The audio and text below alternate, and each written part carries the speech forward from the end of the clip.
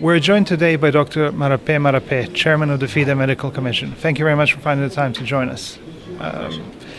Since you're in charge of doping checks here at this tournament, since when has FIDE introduced this, and why is this so important?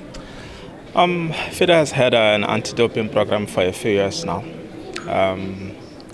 And it's a very important process because it's a requirement of the World Anti-Doping Agency that all major sports should actually do doping controls.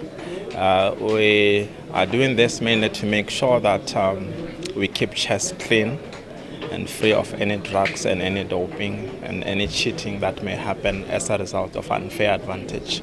And FIDE as an organization is fully committed to keeping chess clean and to drug-free sports. Yesterday we saw Magnus Carlsen being slightly annoyed when you approached him after the day had finished and asked him about doping control. What do you make of his reaction? You know what, it's actually a normal reaction. We are used to this. No player actually wants to be distracted and to sort of go through a process of doping control. So for us, it's actually completely normal. It's to be expected of any player. After playing many games in a day, players normally want to go home and rest and prepare for the following day. But unfortunately, it's a process that every player has to expect to go through at some point. Do the players know in advance when this is going to happen, or do you just surprise them? No, it actually has to be a surprise. We don't warn them in advance because it is actually the policy of anti-doping that you do not give them prior warning. So it's just a surprise after a game. You just tell them, excuse me, I'm sorry, introduce yourself and say that, let's go. But the good thing about Carlsen and other players is that once they get to us, they understand that it's a requirement. And even Magnus Carlsen, I was very happy with his cooperation. Of course, he was a little bit annoyed when we first approached him because he like every other player, he was hoping not to get chosen. But we chose him because he won the rapid tournament. We also chose the women's rapid champion. Anybody who would have won would actually have gone through doping. We also did random testing as well. So, but the reaction was completely normal. Could you take us a bit through the process itself? I mean, Magnus Carlsen and you were upstairs at the special room for over an hour, maybe even close to 2 hours.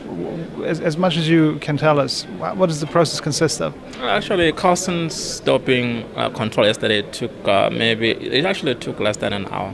The doping process, the doping control process itself for Magnus actually took maybe 15 minutes. The rest of the time was taken by the fact that when he arrived there, as other players, you have to be ready to produce a urine sample.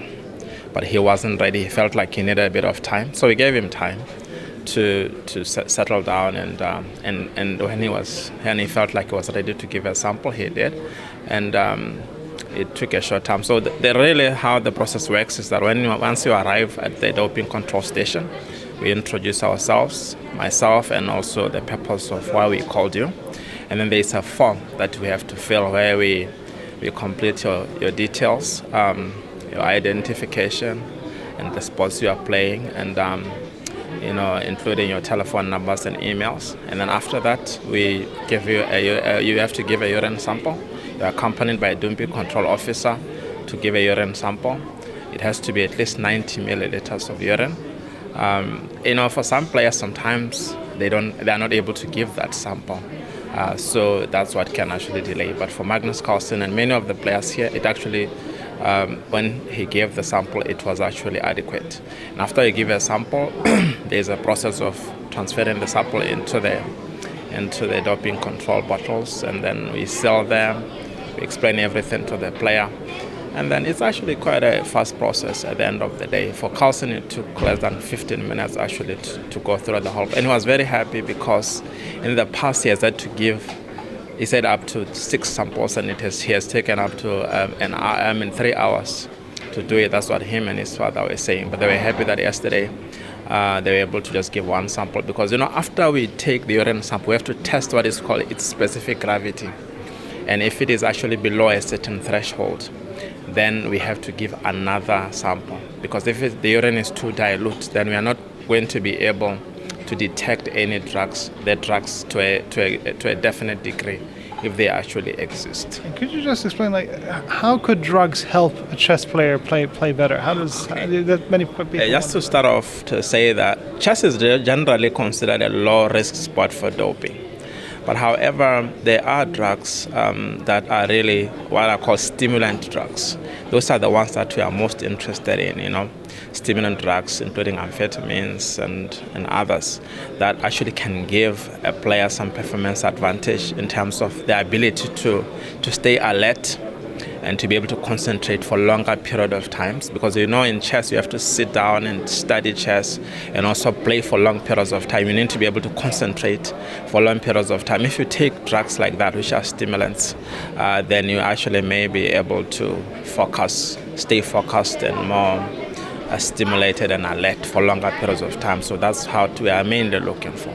So FIDE has introduced this process 5 years ago. So far, how many times have you caught? Speaking about higher, I assume this is done only on high-profile events, or do you do it? Yes, we mainly target the high-profile events where high-level performance is actually important and where there is a lot of money to be won as well.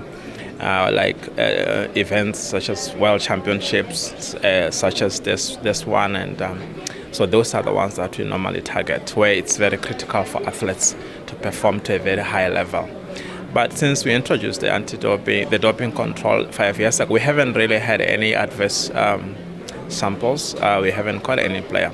But that doesn't, doping control is important because it also serves as a deterrent. If a player knows that there's going to be doping control, then they are discouraged from taking drugs, you see. So it acts as a way to detect, but also it acts as a way to prevent. So it actually is a way for us to keep chess clean. And that's what the president of FIDE is committed to, and that's what we all at FIDE are committed to. Thank you very much for your time.